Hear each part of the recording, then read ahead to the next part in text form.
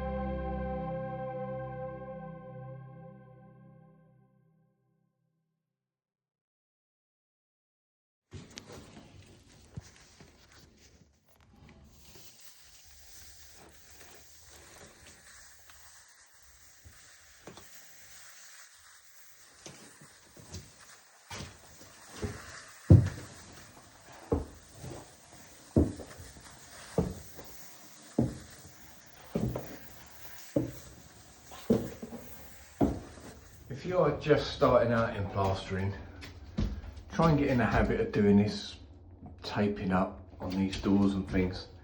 It's just good practice really, because you can be the carefulest plasterer in the world, but you're going to drop some somewhere, and they always seem to end up in these little bits on the door where it gets in them joins of the beading and stuff.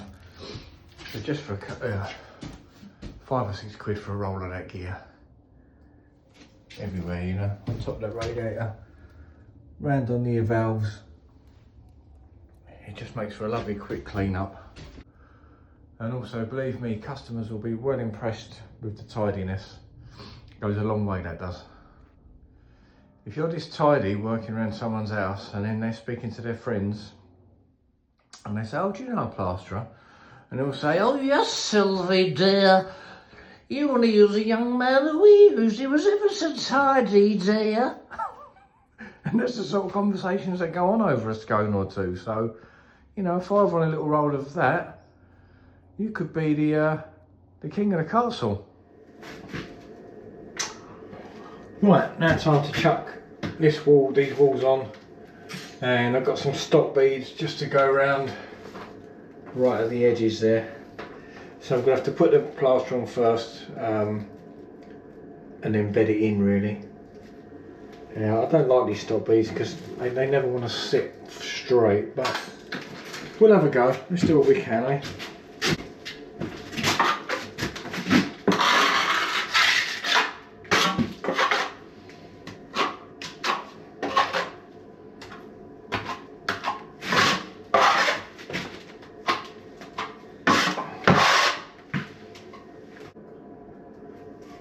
So you've just got to set it into the material that you're using. So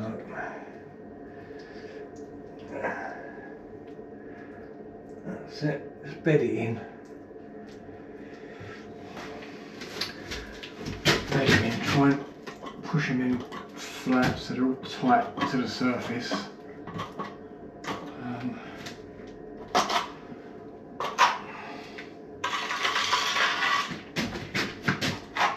Presuming the door frame straight, because that's what I'm using as my level, and you can only really run with that. You can't start changing the level, because if the door frame isn't level and you put your bead level, it's going to look wonky. So I'm just going to eye it to the door frame really, and that will be my guide. So that's that one there. That's that one. Let's do the top one now, I think.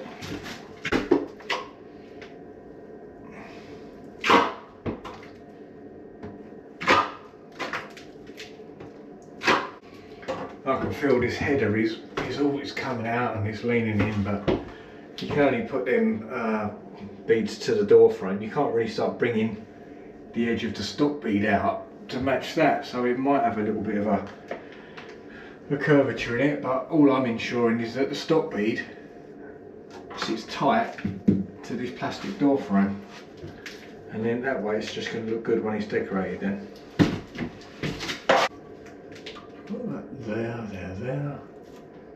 There. Again, tap it in, let the stuff squeeze through the gaps so you get some sort of level. The good thing about it is it's so light that it will just stick to the plaster, it won't try and fall.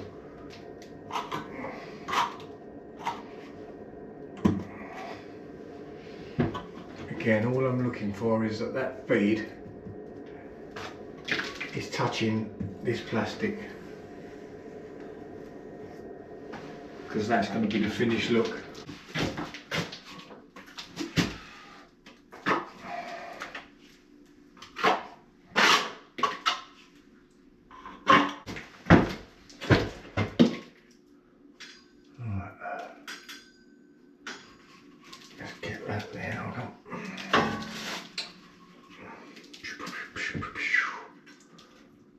Get that to there.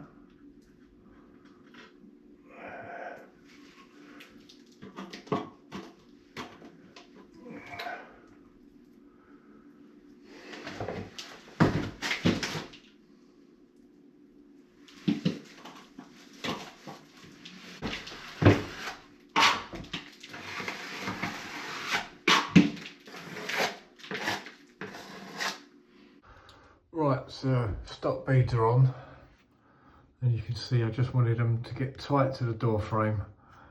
I'm not too worried about if this is going up or it's going to overshoot this. I can't sort of do much about that. As long as they're tight and tidy. The corners just going down all the way down there. Obviously same on the other side. It's nice and tight around there. So once that's all plastered and then the tape's off, that'll look really tidy then, and I can just put a little bead of decorator's cork into that before, you know, once it's all being painted. And that's the only really way I could solve that one, because it was all flush. So anyway, let's have it skimmed and we'll see what that looks like now. You right, my loves? You right there? Do you need anything? A cup of tea? I want a cup of tea. My kettle's gone. Someone's nicked my kettle. I have no idea where it's gone.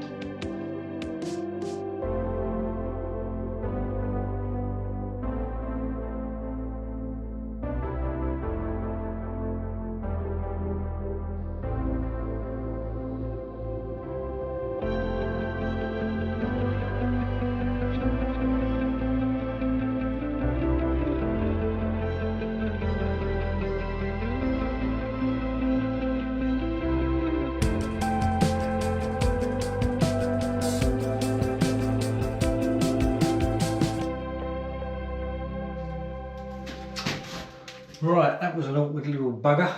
Let's film myself taking the tape off. So I'm filming it on the GoPro and the phone. So let's take this tape off. See if it's nice around the edges of this door frame.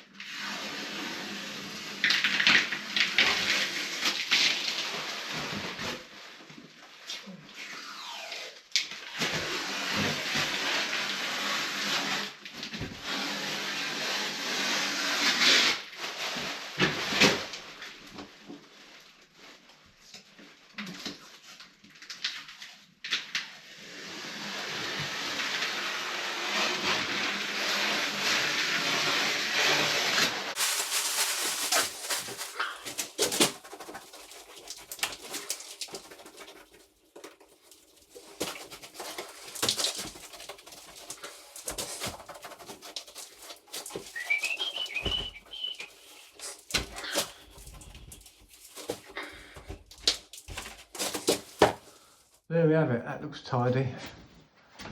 And just when they decorate, they just have to put a little bit of decorator's cork up to the bead there. So you can see now all I was worried about was getting the bead tight to the door rather than in line with the top of the wall. So if the wall came out a bit, it's all about this last finish. So yeah, it's come out nice actually. Very pleased with that. Nice to use a little bit of creative skill every now and then, just instead of doing flat wall after flat wall and ceiling after ceiling. It's nice to get your creative side going. Your creative juices flowing, as they say.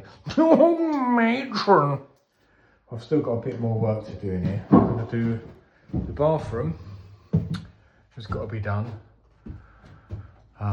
when they're ready. That's not been taken out yet because I plastered the utility downstairs, so they're going to plumb that in, and this can all be ripped out. And they're talking about having this room done in the micro cement, which I've never done before, so if they'd allow me to practice in their bathroom, I should be happy to do it. Something new. Can't be that hard, can it? It's just plastering. Anyway, that's for another time. So yeah, that was the big blue grit wall, which is all done now. All done, all the way down. Nice neat line on the stringers. Nice and polished. No Marshalltown squeegee. For anyone that might have doubted it, I wouldn't have used it on really something like that. You know, it's all on the plastered wood wall. It's just been sort of trowel, laying on trowel, polishing trowel really. So that's that all done. That's around the door done. Looking neat and tidy. And then the final room on this job will be this when it's ready for me, which I'm hoping might be ready for me next week if they get in over the weekend and get it all sorted. And I've told them, well, not told them, I've asked them not to blue grit these walls because it doesn't need it. I'll just PVA these walls. Doesn't need to go to that extreme to blue grit because they're already smooth. And I've said before in previous videos, what you're trying to do is put another layer of smooth plaster on these walls. So the fact that you're putting blue grit on it, you're just creating a textured surface where there wasn't one, which seems to be a bit counterproductive in my mind. They're not problematic, these walls. They'll be quite okay with PVA or SBR. So anyway, that's that for another time. It never stops.